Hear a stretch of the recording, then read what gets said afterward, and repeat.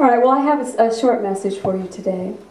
We're talking today about just being in great gratitude to God. And since we've slowed down just a few minutes, you know, I've been able to pick up on some casual reading. And I shared with you something in this book. It's very deep. It's very... But I was reading the other day and I hit this. And I thought, let me just read that again. This is, the author is talking, Glenda Green, and she's talking about a farmer who had a beautiful piece of property and a wonderful farm. Though the work had been hard, his crop was abundant. Close to harvest time, he was standing alongside... I must get glasses. I'm sorry, guys.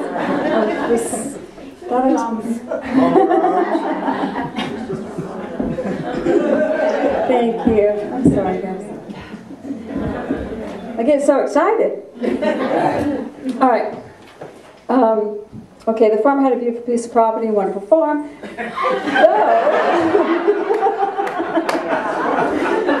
Though the work had been hard, his crop was abundant. Close to harvest time, he was standing alongside the tractor, appreciating the bountiful yield when his minister drove up and parked beside him. The kind reverend gestured and remarked, "Son, God surely has blessed you with a beautiful farm." And the farmer replied, "Well, Pastor, he indeed has. And I can't tell you how many times I have given thanks for all it is. But you know what? You should have seen it when he had it all to himself."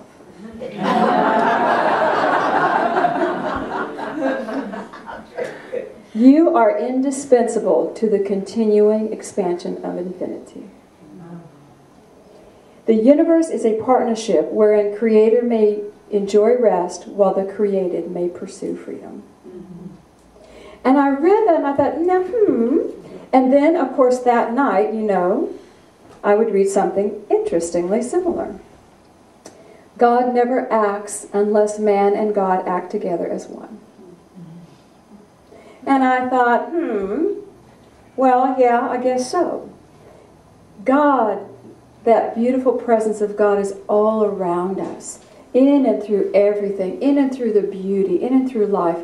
But you know, we don't see angels appear out of nowhere and say, "Stop it now." We don't see that, do we? We don't see God waking us up in the morning and say, "If you don't stop doing what you're doing, I'm going to have a problem with you." There is no intervention other than that which we ask for. It's interesting to think about, isn't it? God does what man is capable of receiving. God contributes and moves through us as we ask. And as we ask for the greater, does not the greater come? But did it not take the asking? Thanking God. Thanking God. So as I was looking at these things, I got this image of, I was meditating, and I got this image of a cross, and this may not be new to you, but it was new to me. They threw energy down through my body, and then they extended it out. And it was like, that is the spiritual cross. The energy of heaven coming to earth, and then going out through me to manifest, to make real, to create. And I just thought that was so wonderful. And I was reminded of a story in the Aquarian I want to share with you. Jesus is 25 years old when this occurs. He's in Greece. And it's a holy day, and he's walking on the beach in Athens. And a storm was up, and the ships were being tossed about like toys upon the bosom of the sea. The sailors and the fishermen were going to watery graves. The shores were strewn with bodies. Jesus halted not, but with a mighty power he rescued many a helpless one, oft bringing them back to life from seeming death. And the men and women, now on the shores were altars sacred to the gods supposed to rule the sea. And men and women, heedless of the cries of drowning men, were crowding all about the altars, calling on their gods for help. At length the storm was done, the sea was calm, and men could think again. And Jesus said, "You worshippers of this wooden god, how has the fury of this storm been lessened by your frantic prayers? Where is the strength of these poor, weather-beaten gods with painted swords and crowns? A god that could abide in such a little house could hardly hold a frantic fly. And who could hope that he could hold at bay the lords of the winds and waves? The mighty power of worlds unseen do not give forth their help unless men have done their best. They only help when man can do no more. You agonize before these shrines and let men sink to death who might have been saved by you. The God that saves dwells in your soul and manifests by making use of your own feet, legs, hands, and arms. And then he says, if you will do that, you make your body a sacrifice by helping. And the Holy One breathes deep upon your glowing sacrificial coals and makes them blaze aloft to fill your soul with light and strengthen helpfulness. For what you do to other men, the Holy One will do for you. What we allow to manifest through us can come to us. And then, the very last week he was on the earth, this is when he's getting ready to go. This is Tuesday, and the Last Supper was Thursday, and he was taken Friday. He is talking to his disciples, and he says to them, God can do nothing more for men than they would do for other men. And this is not punishment or measurement, it is right of consciousness. We have been given such fertile fields, and we need to till those fields. That's what brings our abundance to us, and that is how we say thank you to God. Do you realize that? Gratitude is that deep unconditional love where we send it back, but when someone gives you something and you say thank you and you put it in a closet, which you've all done, how grateful are you? But what if they give you something, you say, oh, thank you so much, and I'm going to use it, and you use it, and you're loving it. Do you see you're now taking that energy and you're literally living gratitude with it? And that is the energy of God all around us, living that gratitude. We are the vessel. Well, we are the vessel. We create, we can receive, we can expand. One of the greatest ways we say thank you to God is to do something with the field that God's given us. And God gives us many fields, don't we? Don't we have many fields? We have the field of our soul, we have our work, we have our relationships, we have our life. Let me just read this one more time to you. You are indispensable to the continuing expansion of infinity. You are indispensable. Gratitude, put the gift in the drawer and shut it. Gratitude and do something with it. Now you are expanding infinity because you are expressing and growing. We've all had moments, haven't we, where we've grown through challenges? In my day, and I would imagine it has not changed for all of you, but in my day coming up, I faced times as a young woman where I did not know how my bills were going to get paid. And there is a great fear that creates a great monster at the door of the mailbox. And you feel like they're going to overwhelm you because you cannot make that bill. Has anyone been there in your house? Nope, not me. Okay. I'll get him on another one. But do you remember what you did? You prayed for help. Bring it down so I can do it different. You prayed for God's love to move through you, and then you led with a generous spirit to every person. When someone else was having a difficult time paying their bills, you didn't say to them, oh, too bad for you. You went, oh my God, I know. Same deal here. We were generous with our hearts. We were generous, but we asked to be lifted up. Being open to the greater God love and giving generously as we walked helps plow a new row in the field. Helps us shift and change. Does that make sense? Mm-hmm. All right. Expressing God to the best of our ability and expressing it with faith for greater expands us. Not expressing God with limitation and smallness. Faith and greater. Expressing God is thanking God. Now, I was reminded of something that happened when Dave was little, my son. And I share this for me and for maybe you.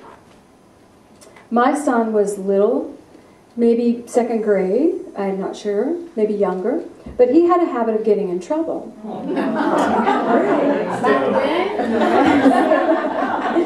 And so there was something he kept doing, and I can't even remember what it was, but he kept doing the same thing over and over again. And so he came to me one day, having again done the same thing, and he said, "Oh, Mommy, I'm sorry, I'm sorry." And I snapped. I snapped. And I hurled these words at him. And I said to him, "Sorry doesn't cut it." And I said to him, "I will know you are sorry when you stop doing it." And his little face went, "Ugh, that's always worked before." But I know he hasn't forgotten it. Because there are times, even as an adult now, when I say I'm sorry to him, and he'll say,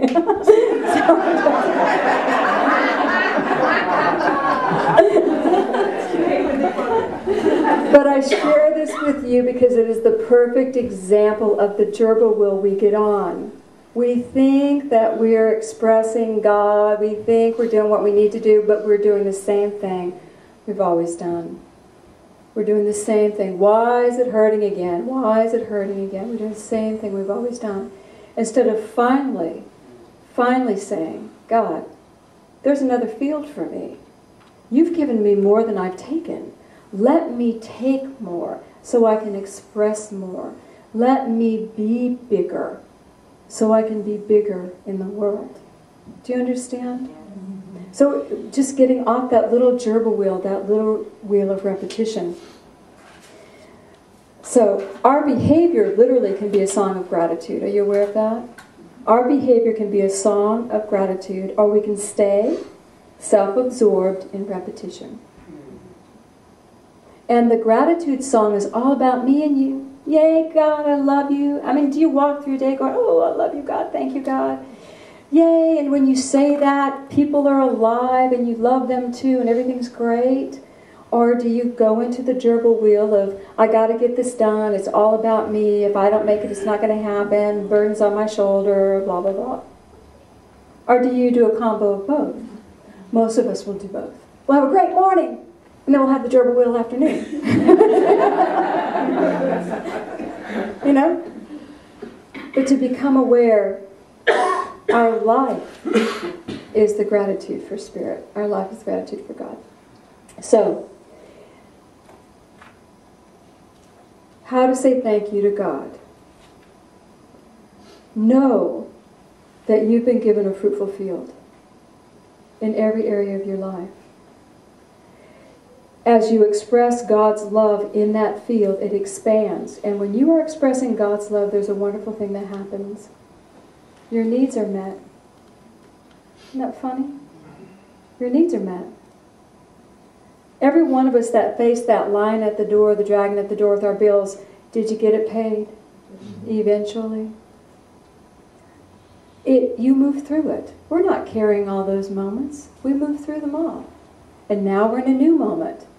And now we can look at that new moment knowing I can get through this one too, because I've gotten through so many. Or I can not create them anymore. I can shift a little bit, get off my wheel. But knowing I've been given a beautiful field and knowing that as I express God's love, it expands. And when the harvest comes of my labors, I love giving back. And that's the third step, giving back to Creator, giving back to God. Thanking God for what you receive, thanking God as you express, and thanking God literally when the harvest comes. I am telling you, I love giving to God. I love it. And you know, I'm a tither. We are a tithing church. We give 10% of what comes into our church where we're spiritually fed. But ever since I was a little kid working in my 20s, that tithe was so precious to me because it was my partner. It was my partner and I did this. And I would write my little checks out and I would be the first one in the offertory. If I had to leave early, I'd rush and find the basket and put my little check in there. It didn't matter the amount. It mattered that it was my God and I are doing good in the world. And you don't realize this, but you already give to the God that you serve. You give of your matter to the God that you serve. We do. If we love beautiful things, we'll buy beautiful things. If we love this, we'll buy that. We're very free with our funds. But wouldn't it be good to sort of feel Creator and say, Creator, where would you like some of the harvest to go? Where would you like it to go? Where am I being spiritually fed? That beautiful closing of the circle in gratitude, of giving of our abundance, so the presence of God continues on the earth plane. Because is God going to appear in front of you and teach you what you need to know if you have not asked? Is God going to wake you up in the middle of the night and say you're on the wrong track? No. It is up to man. Man expressing. Man expressing. And it has taken many years for our consciousness of humanity to rise to the point where we are not afraid of how other people worship God. Everyone say, yay, God, to that. Yay, God. We're not afraid if someone chooses to be another faith, Muslim, Jewish, Buddhist. We don't care. We're not afraid anymore. Wonderful opportunities for worship are on this planet. Wonderful opportunities. Think about it. When your harvest comes, think about it. How, my God and I've got literal stuff. What matter could I now give forth that would make me happy and God, my partner, recognized in all this beautiful work that's being done around me? Gratitude. Every gift you give should be one of gratitude. Should not be one of duty. You don't duty it. You can't duty things. Shouldn't be one of obligation. It should be gratitude. Gratitude. And do you hear what I'm saying? Everything you do should be of gratitude. Gratitude because you love this experience of life that you're having. All right, let's just breathe. And I want you to feel that willingness to move into a space for just a minute of feeling God's love. So take a breath and see a beautiful column of light come over you. And feel that you are safe in this column of light. It's just for you. It's just for you. And I want you to let your vision lift just a little and become aware of the love of God that moves through this column of light.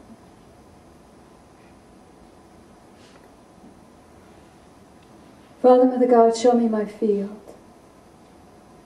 Show me this beautiful life of mine that is filled with your abundance and your truth. And just allow the vision to come up. See, whatever you see is fine. And then imagine you can now project yourself into that vision. And I want you to feel the very air charged with God love. The richness of this space awaiting your creativity. God and I create together. Feel that excitement at some land that is yet to be cultivated. Feel your heart opening. And I want you to turn to Father, Mother, God. And if there's any need you have in your heart right now, just feel that presence of God and ask. Ask for what you need, what you want. Ask. God, my Father, my Mother.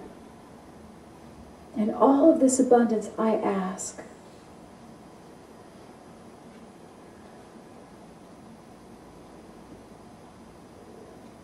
And feel the love as it moves into this space. Your very words become charged.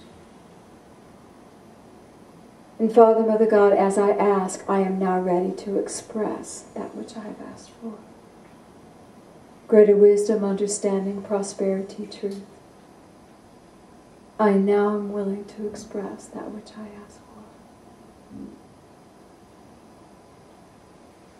And feel the ease, how easy it is. And embrace the field, embrace the life in this field. This is you. This is for you. Take a breath and breathe it deep into your heart.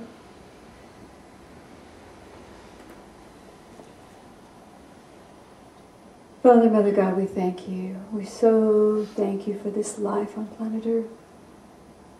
We thank you with all of our hearts for the love that surrounds us, for the people, the situations, for the opportunities to create what we want. We thank you.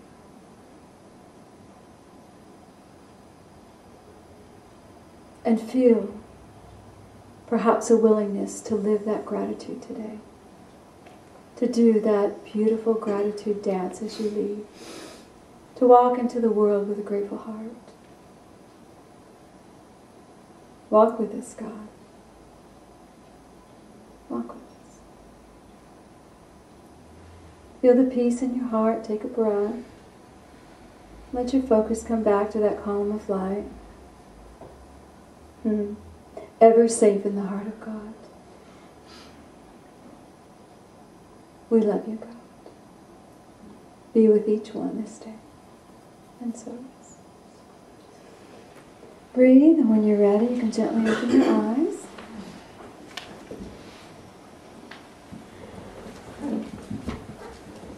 Could you feel that presence of Creator with you? Well, I hope you go this week and start doing some decorating. Creating something new for yourselves. Creating some light. All right, say yeah, go. Yeah.